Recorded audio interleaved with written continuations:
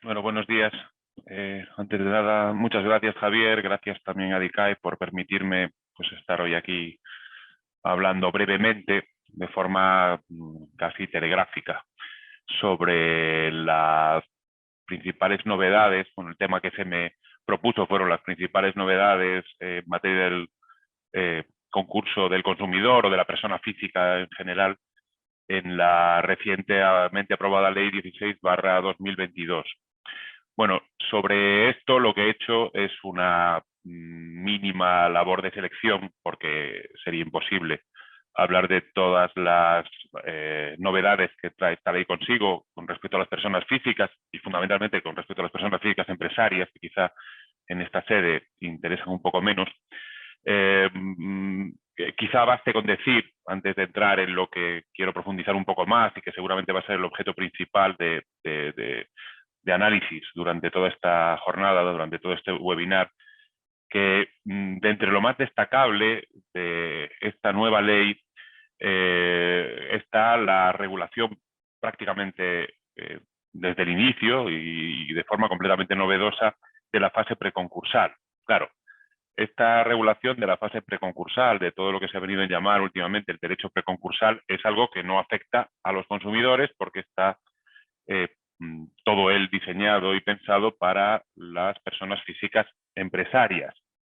En todo caso, en dos palabras, el nuevo régimen preconcursal que sustituye al que hemos tenido hasta ahora incorpora un nuevo concepto que puede ser bastante interesante para el debate que haya después, que es el de la probabilidad de sobreendeudamiento o el de la probabilidad de insolvencia, es decir, ya no hace falta ser insolvente en el sentido concursal del término, sino que basta con la mera probabilidad, con la probabilidad de que en los 2 años siguientes, en los 2 años siguientes no se puedan pagar las deudas para poder acceder a este procedimiento preconcursal, que de alguna forma trata de arreglar el problema del sobreendeudamiento antes de que se produzca la insolvencia.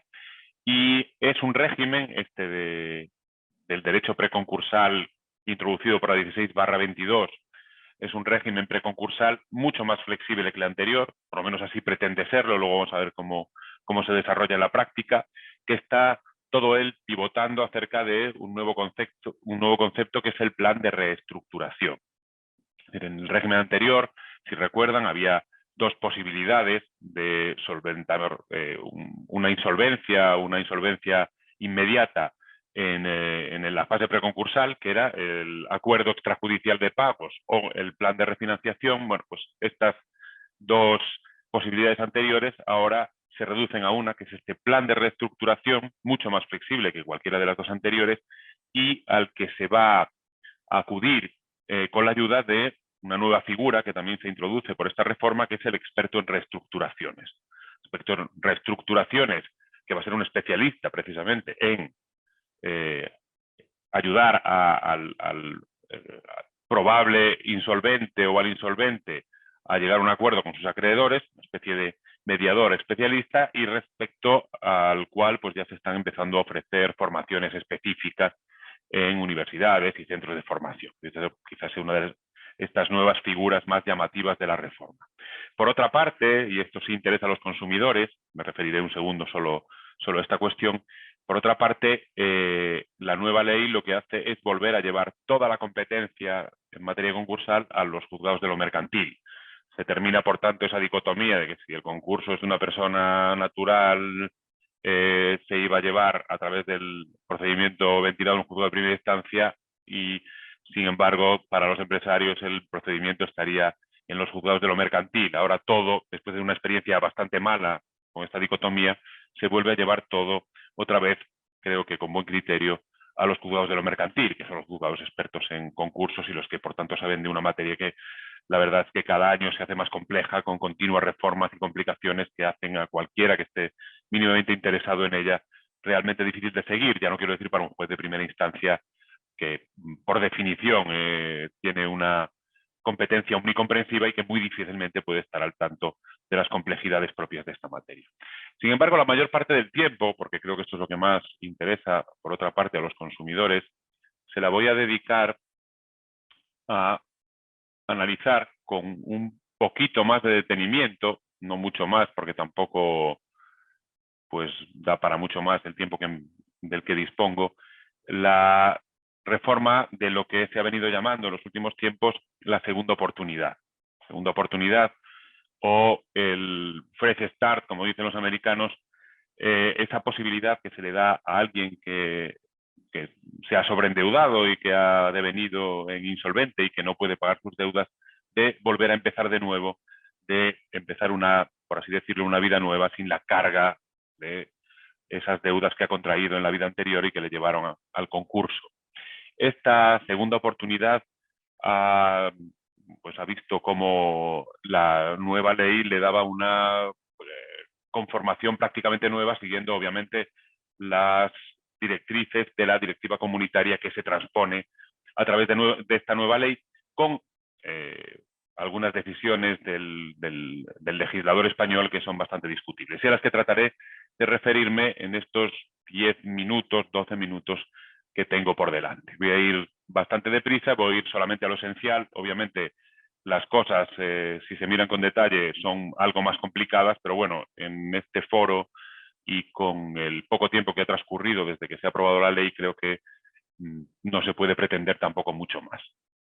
En fin, vamos a ver cómo está la segunda oportunidad ahora, cómo está lo que en términos técnicos se llama la cuestión de la exoneración del pasivo insatisfecho a partir de la aprobación de la ley 1622, y para eso creo que es conveniente dedicarle un minuto a los rasgos característicos o a las características esenciales de la segunda oportunidad en el régimen vigente hasta el momento, el régimen vigente hasta la aprobación de la ley 16/22, hasta la entrada en vigor de la 16/22. Pues la segunda oportunidad, en el texto refundido de la ley concursal de 2020, era un mecanismo que estaba caracterizado por estas 4 circunstancias que tenéis o que podéis ver en la diapositiva.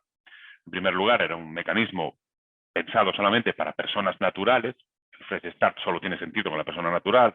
Las sociedades de responsabilidad limitada, por su propia forma de ser, ya se beneficiaban, bueno, las personas que estaban detrás de las sociedades, quiero decir, de un Fresh Start, porque esencialmente estas sociedades, cuando se termina su personalidad, pues desaparecen, y las personas físicas, salvo concursos culpables y situaciones patológicas, pues pueden empezar una nueva vida desentendiéndose de lo que ha acontecido con esas sociedades. Por tanto, es un problema de la persona natural. Para esta persona física es para lo que estaba diseñada desde el principio la segunda oportunidad. En segundo término, o la segunda característica esencial, es que la segunda oportunidad consiste en que se perdonan algunas de las deudas de la persona física. Al menos en España se perdonan solo algunas. Está la famosa distinción entre el pasivo exonerable, que es el que se puede perdonar, y el pasivo no exonerable, que es el que no se puede perdonar. La segunda oportunidad es una segunda oportunidad manontropo, no es completa. Hay algunas deudas que no se perdonan y que hay que seguir pagando, se haya obtenido o no este beneficio de la exoneración del pasivo insatisfecho. La tercera característica es que, más que un remedio del sobreendeudamiento, es un remedio ya en la fase de insolvencia. Es decir, que solamente se puede conseguir, o solamente se podía conseguir, y así sigue la cosa, la segunda oportunidad dentro de un procedimiento concursal. Es decir, hay que haberse constituido en concurso, hay que haber obtenido la condición de concursado para que un deudor persona física pueda obtener la segunda oportunidad. Y por último, es una segunda oportunidad, es una exoneración del pasivo insatisfecho que estaba hasta la reforma absolutamente condicionada a que se hubiera liquidado el activo actual. Es decir, el deudor tenía que vender, tenía que perder todos sus bienes para conseguir el perdón de esa parte de las deudas a las que se refería esta segunda oportunidad. Que liquidar primero lo que tenía el deudor tenía que quedarse sin nada, obviamente sin nada menos la parte inembargable de sus bienes, que es la definida en el enjuiciamiento civil, pero una vez que había perdido todo menos esa parte inembargable, es cuando podía beneficiarse del perdón de parte de sus deudas. Bueno, ¿en qué cambia, en qué características esenciales de estas que acabo de referir rápidamente cambia la nueva ley? Bueno, no cambia en que el destinatario es la persona física, si bien es cierto que hay la regulación está pensando más directamente en el consumidor que en el empresario, o por lo menos al mismo nivel, algo que no sucedía antes. Pero bueno, el destinatario sigue siendo la persona física, la persona natural. Sigue siendo un procedimiento en el que no se perdonan todas las deudas.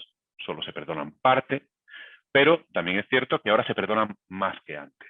Es un procedimiento de perdón de deudas o de extinción de pasivo más generoso que antes. Después vamos a ver brevemente cuáles son las que se perdonan y cuáles son las que no se perdonan, porque aquí hay algún defecto grave que en mi opinión y en opinión de los analistas provisionales de esta nueva normativa puede dar al traste con gran parte de las ventajas que tiene la reforma. Sigue siendo, como he dicho ya, un beneficio, en este caso más que un beneficio ya podemos hablar de un derecho que solo se concede si has entrado en concurso. Si no hay concurso, no hay exoneración del pasivo insatisfecho. Y yo diría que la principal novedad de todas es que ahora ya no hace falta vender todos tus bienes, ya no hace falta perder todo lo que tienes para beneficiarte de esta segunda oportunidad, para conseguir el perdón de esa parte de deudas que sí se perdona, el perdón de lo que se ha venido a llamar técnicamente el pasivo exonerable. Ahora ya no es necesario perder todo, ya no es necesario quedarse sin bienes, insisto, menos la parte inembargable, para conseguir el beneficio, ya no beneficio, más bien derecho de la exoneración del pasivo exonerable. Bien. En el pasado reciente, en el texto refundido, había dos vías fundamentales, había dos caminos para conseguir la segunda oportunidad, para conseguir la exoneración del pasivo insatisfecho. La primera vía era haber pagado lo suficiente. O sea, la vía quizá más fácil, si tú habías pagado lo que la ley entendía lo suficiente, que es los créditos contra la masa y los créditos privilegiados, y si además no habías ido al procedimiento prejudicial un 25% de los créditos concursales, si habías pagado lo suficiente, que era esto que acabo de decir ahora, podías obtener el perdón de esas deudas perdonables. La segunda opción era que no hubieses pagado lo suficiente.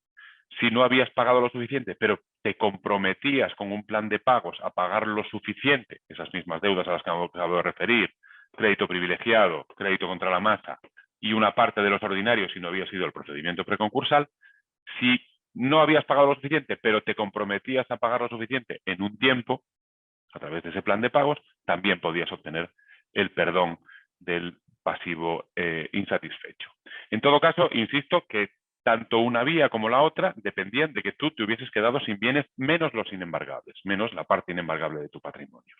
Si no había sucedido eso, si no habías perdido antes tus bienes, no podías en ningún caso obtener la exoneración. ¿Qué es lo que sucede ahora? Bueno, pues lo que sucede ahora lo vamos a ver en un momento, pero se basa en las tres ideas que tenéis o que podéis ver en la diapositiva. Primero, ya no se considera tanto un beneficio como un derecho del deudor, tanto la regulación es mucho más favorable a la concesión de la exoneración, como vamos a ver de manera inmediata. La segunda idea a la que ya me he referido es que ya no es necesario liquidar el pasivo, es posible obtener el perdón de las deudas perdonables sin haber perdido todos los bienes. Y, en tercer lugar, ya no es una condición indispensable haber pagado lo suficiente. No es necesario haber pagado los créditos privilegiados ni los créditos contra la masa. Hay veces en las que se puede obtener, y además con cierta facilidad, el perdón de las deudas perdonables sin haber pagado lo suficiente, sin haber pagado esas deudas que antes se consideraba absolutamente necesario que se hubiesen pagado para llegar al perdón. Las vías del nuevo sistema de segunda oportunidad siguen siendo dos, pero como vemos son completamente distintas o muy distintas de las anteriores, como vamos a ver inmediatamente. La primera vía es la vía de, podemos llamarla así, no tengo bienes. Si en algún momento, una vez declarado el concurso, se pone de manifiesto que el deudor no tiene bienes, ya desde el principio no tiene bienes ni siquiera para pagar los costes del concurso, situación A, o una vez se ha puesto en marcha el concurso, se ve que ni siquiera tiene bienes para pagar los créditos contra la masa, o finalmente se ve que no tiene bienes para empezar a pagar los créditos concursales o para pagar todos los créditos concursales, en cualquiera de estas situaciones el deudor no tiene bienes, ya se puede acceder a la exoneración del pasivo insatisfecho. No es necesario que se haya pagado nada especial, basta con que se acredite que el deudor no tiene bienes, con eso ya se puede ir a la solicitud de exoneración y a la obtención del perdón de las deudas perdonables, que vamos a ver más tarde. Por tanto, el deudor no tiene bienes, da igual que se haya pagado mucho, poco o regular, si no se tienen bienes, ya se puede ir a la exoneración. Vamos a ver qué tipo de deudores pueden ir a la exoneración, pero en principio, objetivamente, no hace falta nada más que no tener bienes. Ya no es necesario pagar esa parte de las deudas que se consideraba indispensable tener que pagar. Por tanto, esa es la primera vía, no tener bienes. La segunda vía, que es a la que yo me refería cuando decía que no es necesario liquidar el patrimonio de uno para conseguir la segunda oportunidad, la segunda vía consiste en: tengo bienes suficientes para pagar mis deudas, o aparentemente podría tener bienes suficientes para pagar mis deudas, pero no quiero liquidar completamente mi patrimonio. En este caso, la nueva ley de segunda oportunidad, la nueva regulación de la exoneración del pasivo insatisfecho, te permite conseguir ese objetivo. ¿Cómo? Pues presentando un plan de pagos. ¿Un plan de pagos de qué deudas? De las deudas perdonables, porque las deudas no perdonables están ahí, hay que pagarlas, incluso se pueden pagar mientras se va ejecutando el plan de pagos, pero esas hay que pagarlas. Aquí de lo que estamos hablando es de un plan de pagos de las deudas perdonables. Un plan de pagos flexible que puede incluir quitas, es decir, perdones parciales de deudas, esperas, en fin, todos los instrumentos que se quieran y que se negocien con los deudores para poder ir pagando de la mejor manera posible esas deudas perdonables. En todo caso, es importante decir que estas deudas ya no producen intereses durante este tiempo, lo cual es algo bastante importante. Primero, no es necesario haber tenido que pagar nada, no hay unas deudas que hay que pagar sí o sí, no, basta con no tener bienes para acceder, e incluso teniendo bienes, con este plan de pagos de lo perdonable se puede obtener la exoneración del pasivo insatisfecho sin necesidad de más requisitos adicionales. Por tanto, quizá lo más resaltable de esta reforma sea el plan de pagos. Voy a decir 4 cosas de este plan de pagos, porque tampoco tengo tiempo para más, para que veáis exactamente en qué consiste. La primera idea es que es muy flexible. Cualquier medida que se os pueda ocurrir y que pueda servir para que el deudor pueda ir buenamente pagando estas deudas perdonables, es posible introducirla en el plan de pagos. Por otra parte, es muy importante la idea de que el juez puede aprobar el plan de pagos a pesar de la oposición de los deudores, de los acreedores, perdón.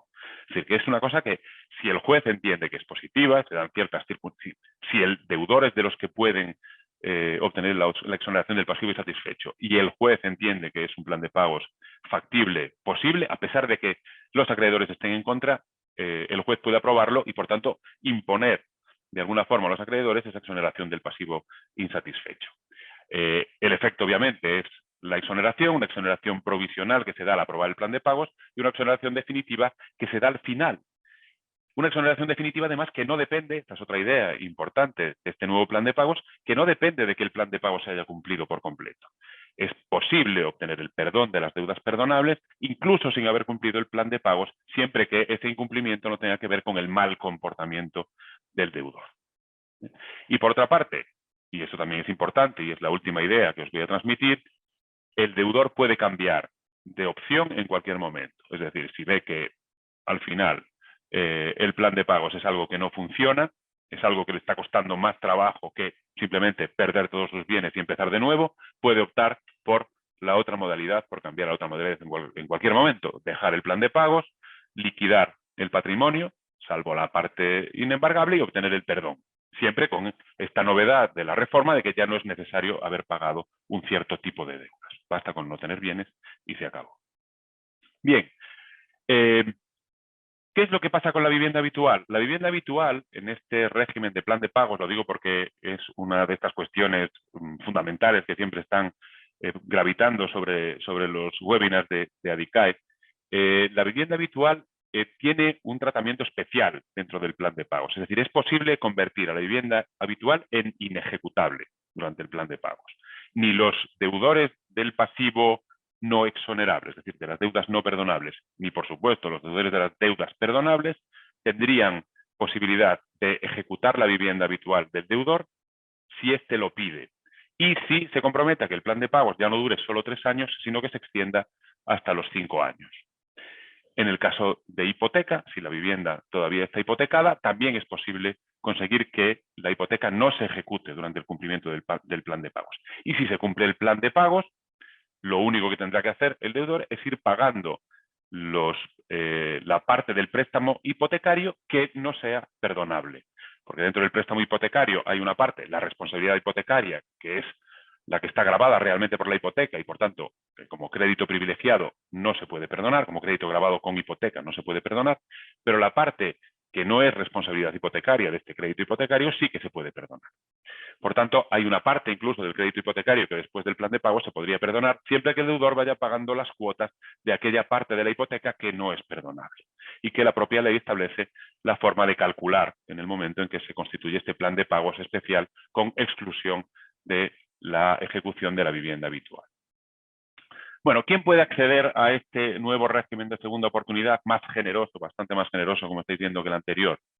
Bueno, pues todos menos los que están definidos en esta diapositiva. Todas las personas físicas menos quienes hayan sido condenados por determinados delitos o por determinadas infracciones administrativas en los tiempos anteriores, en los años anteriores al concurso, quienes se hayan considerado culpables de algún concurso anterior, bien concurso suyo o concurso de alguien en quienes ellos hayan influido o en quienes ellos hayan sido afectados por la calificación culpable del tercero, y por último, cuando no se hayan comportado como deudores de buena fe en los momentos anteriores al concurso.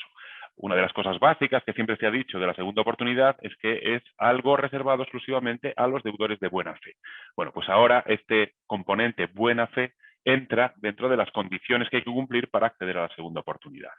Por tanto, cuando durante el concurso se haya comportado mal el deudor, número 5 de los que tenéis ahí en la diapositiva, cuando se hayan incumplido los deberes de colaboración y de información respecto del juez del concurso y de la administración concursal durante el concurso, o cuando antes del concurso se haya comportado de forma temeraria o negligente, en esos casos no se podrá acceder a la segunda oportunidad. Y ya por último, bueno, una cosa que es importante es que a pesar de las denuncias, algunas hechas además desde ADICAE, pues esta nueva reforma, como veis, trata mal o sanciona, sin posibilidad de acceder a esta segunda oportunidad, a los deudores que se han comportado de forma negligente o de forma reprobable. Pero, curiosamente, sigue sin establecer ningún tipo de castigo o de sanción para los acreedores que se han comportado de forma reprobable. En concreto, sigue sin haber recibido lo más mínimo toda la teoría de la concesión irresponsable de crédito que se ha ido montando a partir de las leyes y de la doctrina en los últimos 12 años y como consecuencia de la crisis financiera. El hecho de comportarse reprobablemente como acreedor no tiene ninguna consecuencia negativa a la hora de cobrar el crédito en el concurso, y entiendo que esta es una de las deficiencias de la ley y es algo que debería debatirse y denunciarse en esta época posterior, en esta etapa posterior a su aprobación. Pero bueno, vamos ya, porque tengo que terminar, a cuáles son las deudas que se perdonan y cuáles son las que no se perdonan en esta nueva versión de la ley de segunda oportunidad. Bueno, vamos a ver, se perdonan todas menos las que tenéis en la diapositiva. De las que tenéis en la diapositiva, las importantes, ¿cuáles son? Digo, las importantes cuantitativamente en la práctica, por lo que aparecen en la práctica. Bueno, pues las importantes son las deudas con garantía real, en el caso de los consumidores, la hipoteca, que dentro del límite del privilegio especial, es decir, dentro del límite de la responsabilidad hipotecaria, no se perdona. Esta hay que pagarla sí o sí, bien en el plan de pagos o bien con posterioridad a la exoneración del pasivo insatisfecho en caso de que se haya perdido todo. Y las deudas por alimentos, es decir, los alimentos entre parientes, básicamente las pensiones alimenticias de los familiares. Esto, naturalmente, tiene sentido y en ninguna parte se perdonan porque sería contaminar con el Fresh Start otros problemas familiares que no tienen en principio nada que ver con el problema de sobreendeudamiento que estamos tratando. Por tanto, para el consumidor persona física, lo importante es retener que la responsabilidad hipotecaria, esa parte del crédito hipotecario que está cubierto por el derecho real de hipoteca, eso no se perdona, pero el resto sí, salvo las pensiones alimenticias que hay que pasar a los parientes, a la familia. En cuanto al deudor persona física, siguen sin perdonarse completamente, y este es uno de los grandes problemas de la reforma, los créditos de derecho público. Sí, hay un pequeño montante de créditos de derecho público que sí se pueden perdonar en el primer concurso en el que se pide la exoneración del pasivo insatisfecho, pero que no pasan de los 15.000 euros. Son 10.000 euros con respecto a la Agencia Estatal de la Administración Tributaria y otros 10.000 euros para la Seguridad Social. Los primeros 5.000 euros se perdonan al 100%, los segundos 5.000 euros solamente al 50%. E incluso ni siquiera se perdonan las deudas por multas en el caso de sanciones administrativas muy graves. Creo que este es probablemente el principal defecto de la reforma y fundamentalmente me estoy refiriendo ahora a los empresarios. Es muy difícil cuando el componente fundamental de la deuda de los empresarios, personas físicas, de los autónomos al final, el crédito tributario, el crédito frente a la seguridad social, si no se perdona ese crédito, va a ser muy difícil que el Fresh Start sea un Fresh Start real, que sea una segunda oportunidad en sentido estricto. Y por otra parte, creo que hay un factor, y con esto ya termino, que hay que tener muy en cuenta y que el Estado no acaba de asumir. Es que el Estado, la Seguridad Social o la Agencia Tributaria, son quienes están en mejor disposición para evitar algo que es lo que se ha denunciado que está pasando con los concursos en España en los últimos 20 años, que es que se tarda demasiado en empezar el concurso. Bueno, ¿y quién tiene la información constante para conseguir detectar situaciones concursales, situaciones de posible insolvencia de la mejor forma y de la forma más rápida y para provocar el inicio del concurso de la manera más eficaz? Pues la propia administración. La propia administración, si detecta que los últimos 3 meses ha habido un impago generalizado de las deudas de seguridad social o de las deudas tributarias, está facultada inmediatamente, está legitimada para provocar el concurso y el juez lo va a declarar seguro, porque son datos objetivos. Y sin embargo no lo hace. La Administración Pública Española, la Seguridad Social, se caracteriza en los últimos 20 años por dejar que, disculpad un segundo, por dejar, está sonando el teléfono,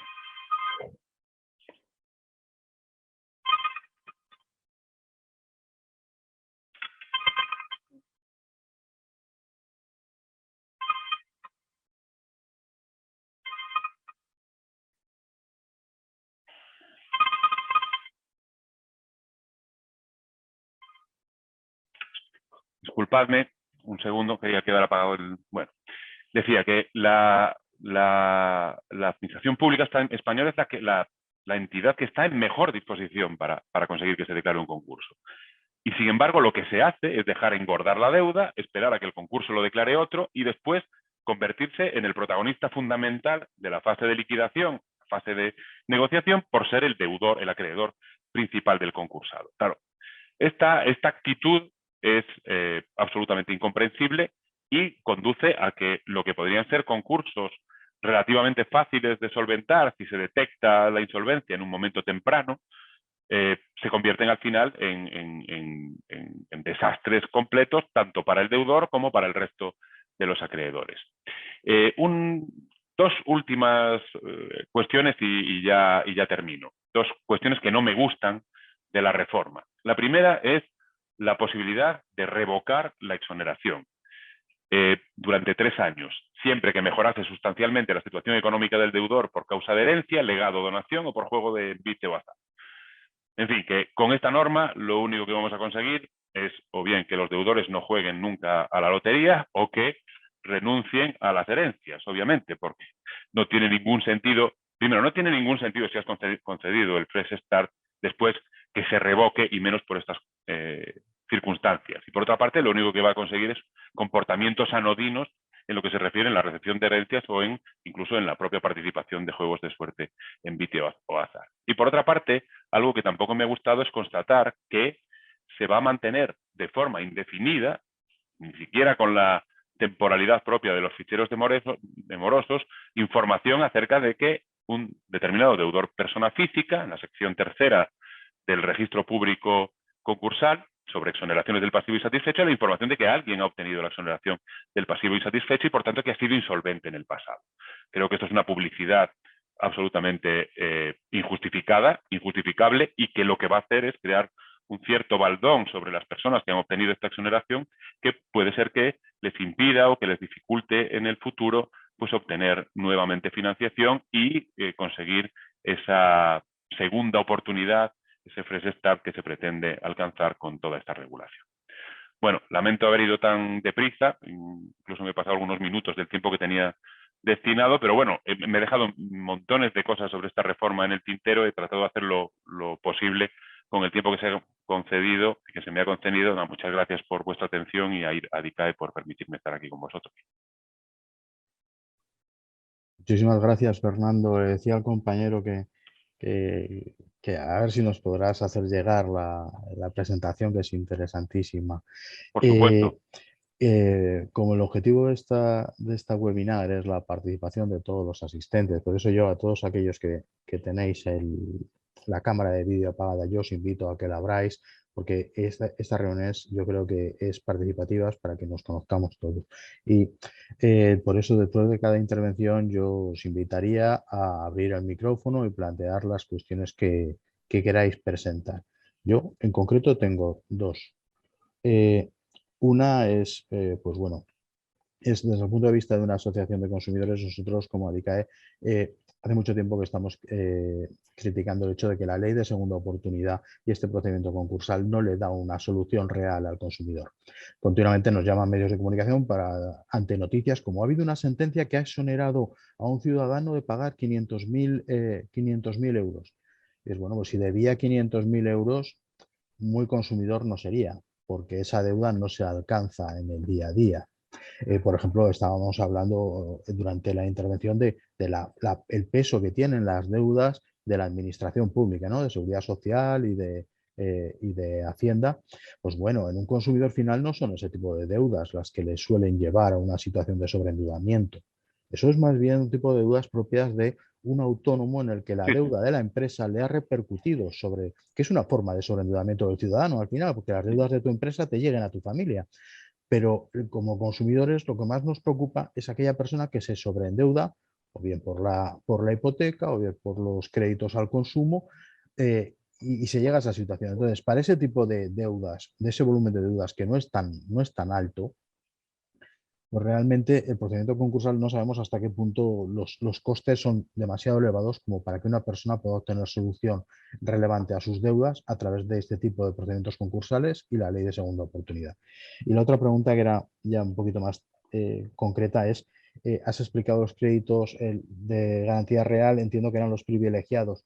No tengo muy claro qué son los créditos contra la masa, los que no entrarían en exoneración. En una empresa entiendo que son los proveedores, pero en un consumidor, ¿cuáles serían los créditos contra la masa? Vamos a ver.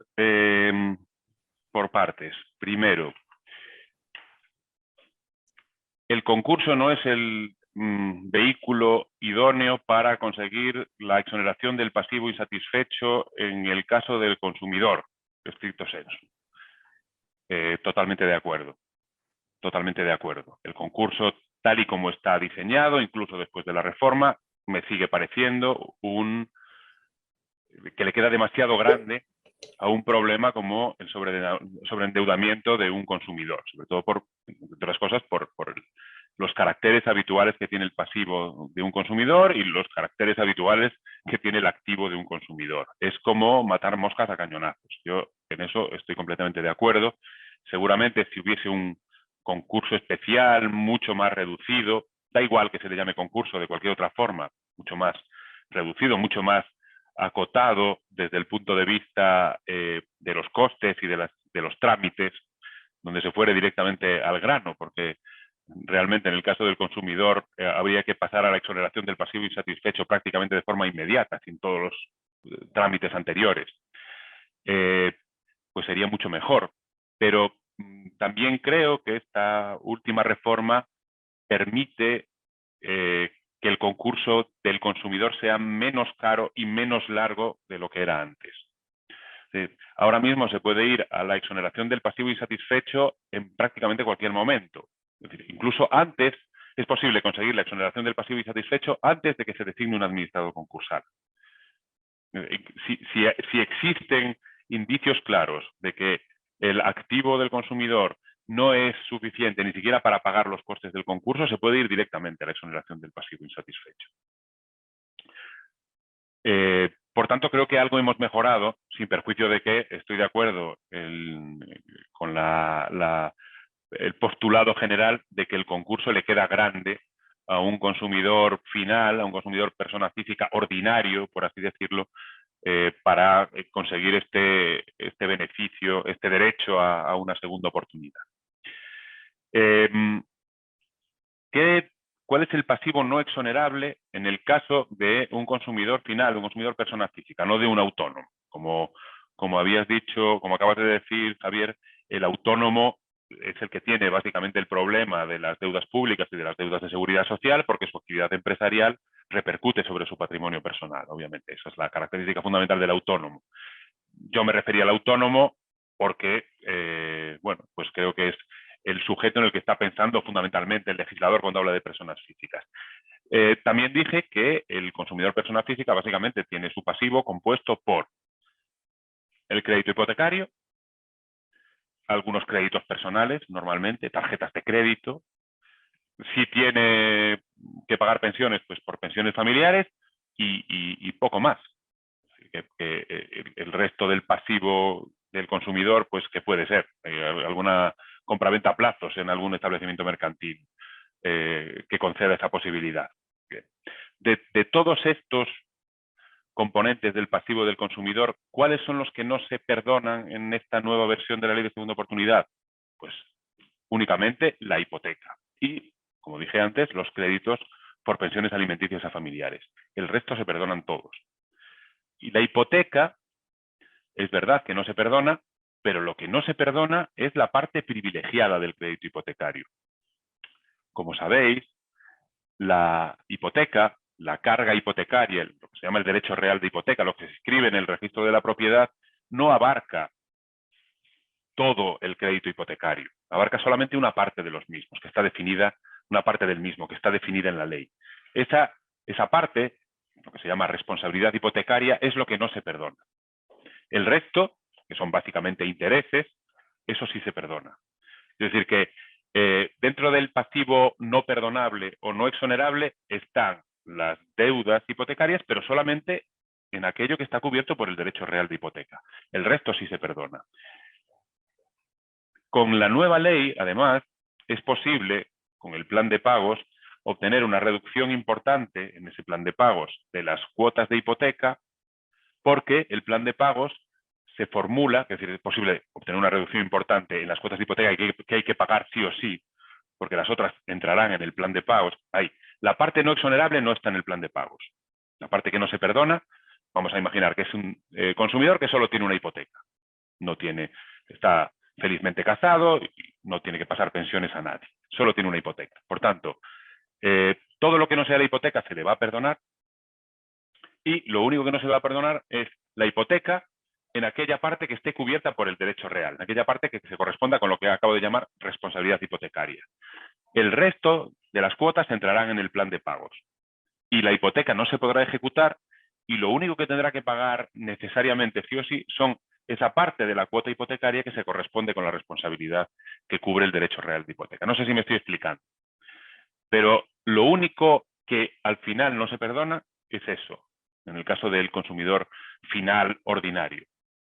Es la hipoteca, el crédito hipotecario, y en aquella parte que está cubierto por el derecho real de hipoteca, que es bastante más mesurada, porque está definida por la propia ley hipotecaria, de lo que a veces los bancos le cobran a un consumidor por la hipoteca.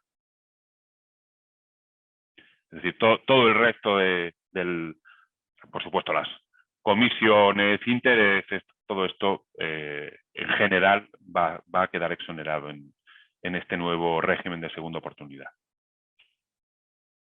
No sé si con esto contesto a las preguntas que... Sí, sobradamente. Por favor, más preguntas. Tener en cuenta que creo que don Fernando no va a poderse quedar hasta el final de la webinar. Porque No, yo a las 12 tengo que ir al juzgado, así que hasta las 12 me quedo, pero por eso después no puedo. aprovechar ahora, porque aunque al final tendremos tiempo para todas las preguntas que se quieran hacer, a don Fernando habría que hacérselas ahora. Hola, con permiso, ¿puedo hablar? Hola, sí. Pues mire, yo tenía una pregunta.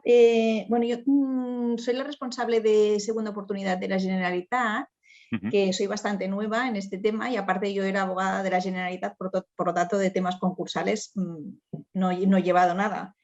Cuando dice que se puede ir directamente a la exoneración del pasivo insatisfecho sin la tramitación del concurso, ¿esto ¿cómo se hace en la práctica? Entiendo que tiene que presentar igualmente una demanda concursal, ¿no? Sí. Con No abogado quería y decir sin la procurador. tramitación, igual no me expliqué bien, no quería decir sin la tramitación del concurso, no se hace dentro del concurso.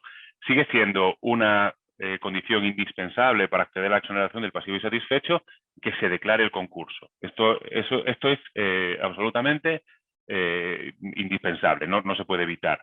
Lo que decía es que cuando, incluso antes de designar al administrador concursal, se pone de manifiesto que no hay masa activa, es decir, que la masa activa no es siquiera suficiente para pagar los costes del procedimiento, se puede, en ese caso el juez le da a los acreedores un plazo de 10 días para solicitar la liquidación si quieren o la designación de administrador concursal, pero si no lo hacen se puede ir directamente si el deudor lo solicita, a la exoneración del pasivo insatisfecho, con lo cual nos pasamos incluso toda la fase de inventario con la administración concursal, de insinuación de créditos y todas las demás. Es decir, que todo lo que es la parte importante de la tramitación del concurso, la parte más compleja, se puede evitar en aquellos casos en los que se pone de manifiesto desde el principio que no hay masa activa. Es lo que se llaman los concursos sin masa. O sea, en realidad es un beneficio temporal, sí, por no supuesto. Económico, porque al final tiene que pagar igual. Sí, claro. Y luego, de todas formas, esto no sé cómo lo van a interpretar. Pero si te has fijado en el artículo, bueno, lo que reproduzco en la diapositiva, en el artículo sobre qué es lo que se exonera y lo que no se exonera, es decir, qué es perdonable y qué no es perdonable, y vuelvo sobre los créditos contra la masa, sobre los que se me preguntaba antes y que ahora que me doy cuenta que no contesté. Lo único que dice el artículo es que hay que pagar los gastos, es decir, que no son perdonables, los gastos de tramitación del procedimiento de exoneración del pasivo insatisfecho. No dice los créditos contra la masa. Dice, se perdonan todos menos estos. De los créditos contra la masa, el resto de los créditos contra la masa me pregunto yo qué es lo que sucede con ellos, pero en principio parece que también forman parte de los créditos perdonables en este nuevo sistema de segunda oportunidad. Porque antiguamente lo que se decía es, para obtener la segunda oportunidad tienes que pagar los créditos contra la masa, es decir, ¿qué son créditos contra la masa? Son los créditos que se van generando o que se tienen que ir pagando durante la tramitación del concurso. Cuando se declara el concurso, hay ciertos gastos, entre los que están los propios gastos derivados del concurso, que hay que ir pagando durante el concurso. Junto a esos gastos que el propio concurso va devengando, hay otros, pues, por ejemplo, aquellos contratos que se mantienen en vigor, en el caso de los empresarios, contratos de suministro para que la empresa pueda seguir funcionando y que devengan obligaciones de pago durante el concurso, también son créditos contra la masa. Un crédito contra la masa sería cualquier crédito que se devenga por razón del concurso o que se sigue devengando contra el deudor durante el concurso. Bueno, estos créditos contra la masa, antiguamente, en la primera ley de segunda oportunidad, era indispensable que se pagasen junto con los privilegiados para poder obtener el beneficio de que se me perdonasen las deudas perdonables. Ahora ya no. Ahora ya no se establece esa condición. Ahora, si tú a lo que vas es a la primera opción, es decir, no tengo nada, no tengo bienes, o mis bienes no son suficientes para pagar todos los créditos contra la masa, que es la segunda opción, o no tengo masa, primera posibilidad, ni siquiera voy a poder pagar los gastos del concurso, puedo ir directamente al procedimiento de exoneración del pasivo insatisfecho. Segunda opción, el concurso echa a andar durante la fase de generación de créditos contra la masa, cuando el concurso se está tramitando, se pone de manifiesto que no tengo dinero, no tengo activo para pagar los créditos contra la masa. Se para el concurso, se puede ir directamente a la exoneración del pasivo insatisfecho. O por último, llegamos a la fase de pago de créditos, fase de liquidación o fase de liquidación necesariamente. No soy capaz de pagar todos los créditos concursales o no soy capaz de pagar todos los créditos privilegiados, puedo ir a la exoneración del pasivo insatisfecho. Una vez que llego a esa fase de exoneración del pasivo insatisfecho, ¿qué es lo que se me puede perdonar y qué es lo que no se me puede perdonar? Bueno, pues de los créditos contra la masa en sentido estricto, el único que no se me puede perdonar es los propios gastos que se derivan de la tramitación del procedimiento de exoneración del pasivo insatisfecho. No los otros créditos contra la masa que pueden haber quedado impagados. Estos sí son perdonables y por tanto tendrán que formar parte, en su caso, del plan de pagos. Por lo menos esto es lo que entiendo yo después de haber analizado la ley, pues en el tiempo que hemos tenido desde que se ha aprobado, que tampoco ha sido mucho. Luego ya veremos, porque ciertamente es un poco osado hablar de la ley así como estoy hablando yo cuando prácticamente se acaba de aprobar y es, bueno, ya lo verás tú, que tendrás que dedicarle muchísimas horas, un pedazo normativo bastante difícil de tragar, como todas estas reformas concursales que además nos están regalando cada año y que nos traen por el camino de la amargura. Y otra pregunta, el mediador concursal no existe ya, ¿no? Bueno, o por lo menos no es como obligatorio. Exactamente. Que ese es el problema que no yo es obligatorio. Ahora se ha creado esta nueva físicas. Claro, han creado esta nueva figura a la que me refería antes de pasada, que es el experto en reestructuraciones, que en realidad parece que su papel es hacer un poco de mediador, pero bueno, es un mediador experto en reestructuraciones y está pensado desde luego para empresarios, para autónomos como mínimo, porque estos procedimientos de reestructuración preconcursales, esta fase preconcursal, ahora tiene una regulación general donde aparece esta figura y luego tiene una regulación específica donde también aparece la figura para pequeñas y medianas empresas que se definen, para microempresas que se definen también el concepto de microempresa en la propia ley concursal y que está un poco traído del concepto comunitario de pequeña y mediana empresa, más bien de lo que no es pequeña y mediana empresa, sino microempresa, pero que tampoco es un concepto que se haya utilizado mucho en el derecho español antes de esta reforma. ¿Pero ahí entraría el consumidor, la persona física no empresaria? En principio, lo que dice la ley es que solamente la fase preconcursal está restringida a personas físicas que realizan actividades empresariales o profesionales. Por tanto, consumidores finales, no. No hay fase preconcursal para ellos. Vas directamente al concurso con la idea de ir a la exoneración del pasivo insatisfecho cuanto antes.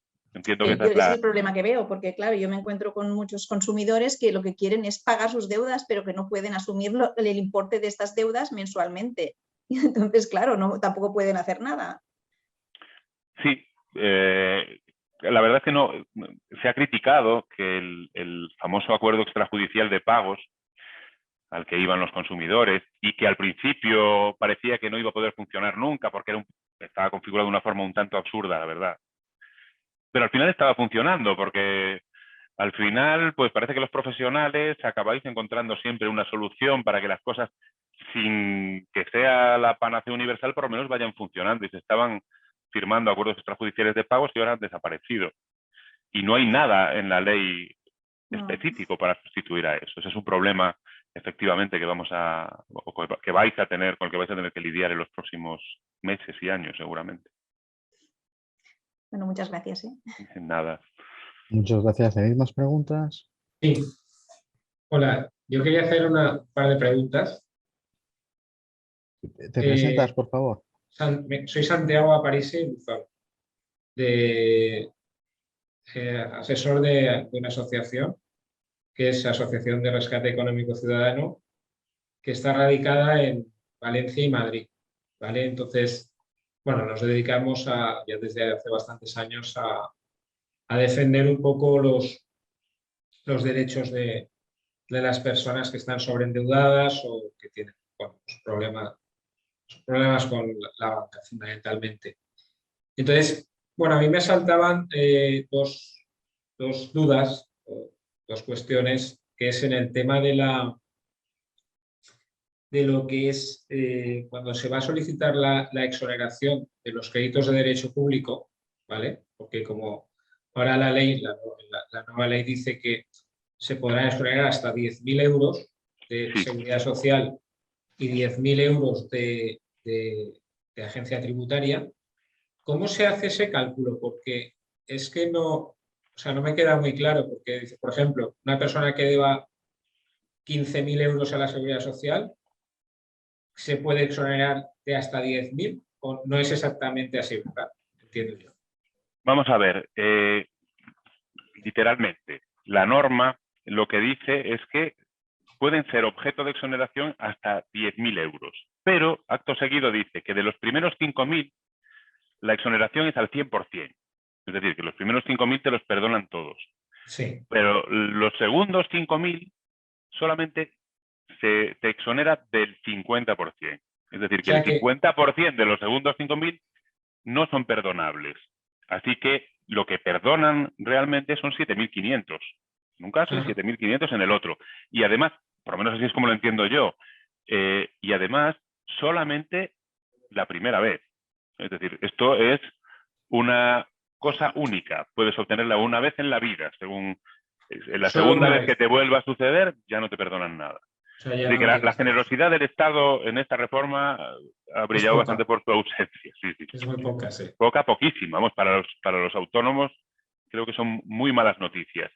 Y ya digo, no son solo muy malas noticias porque se perdone poco, sino que son muy malas noticias porque quiere decir que, con toda probabilidad, Hacienda y la Seguridad Social van a seguir en la misma que hasta ahora, que es no hacer nada, dejar que la deuda engorde, y cuando el problema se intenta solucionar con el concurso del autónomo ya no hay manera de arreglar nada porque tiene unas deudas públicas tan enormes que se comen todo lo que podía ser la vía de solución de la insolvencia. Sí, sí, en realidad yo lo que entiendo, tras la transposición de la directiva, que el gobierno español se ha cargado la ley de segunda oportunidad de esta forma, porque yo por el desarrollo del trabajo que hacemos ya de hace bastantes años, lo que hemos observado es que en los pasivos de los autónomos o pequeñas empresas, que es fundamentalmente lo que hemos estado viendo, pues efectivamente hay deudas bastante importantes, tanto con Seguridad Social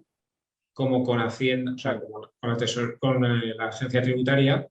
Entonces, en realidad, pues observas que dices, bueno, si te librarás de las deudas que son perdonables, ¿no? Lo que ha estado comentando antes usted, pero claro, te vas a quedar con una losa que va a ser imposible de superar. Sí, sí. Entonces, ¿qué segunda oportunidad es esa? Eso es a mi juicio es una chapuza legislativa porque el Estado pues, no quiere dar su brazo a torcer, no sé, bueno, no sé exactamente con qué motivo, sí que se sabe, ¿no? Porque esto afecta en teoría a las cuentas del Estado, ¿no? pero realmente es que en otros países se perdona la deuda en general sin distinguir, sin hacer ese tipo de distinciones y que realmente constituye una segunda oportunidad, que es real. Pero aquí nos han, con este cambio, es decir, que como bien decía usted antes, que los profesionales que estamos dedicados a todo esto, pues habíamos logrado, digamos, apañarnos un poco con el tema de los planes extrajudiciales de pago, que en realidad era toda una especie bueno, pues de teatro que había que hacer ahí para decir Sí, sí. que habías montado el acuerdo extrajudicial de pagos para luego acudir al concurso consecutivo, etcétera. Pero bueno, al final no era tampoco una mala herramienta, porque ahí sí que es verdad que se daba cabida en la fase inicial de preconcurso a los particulares que no eran, o sea, a los que eran no empresarios, a los autónomos. A los autónomos, no, perdón, a los empresarios, a los no empresarios. Ahora, los que no son empresarios no tienen derecho a acudir a la vía del, digamos, del preconcurso. Entonces, han generado ahí también una cosa bastante, pues un problema para mucha gente, porque no solo tienen problemas los autónomos, a día de hoy hay una cantidad de sobreendeudamiento brutal de las personas físicas.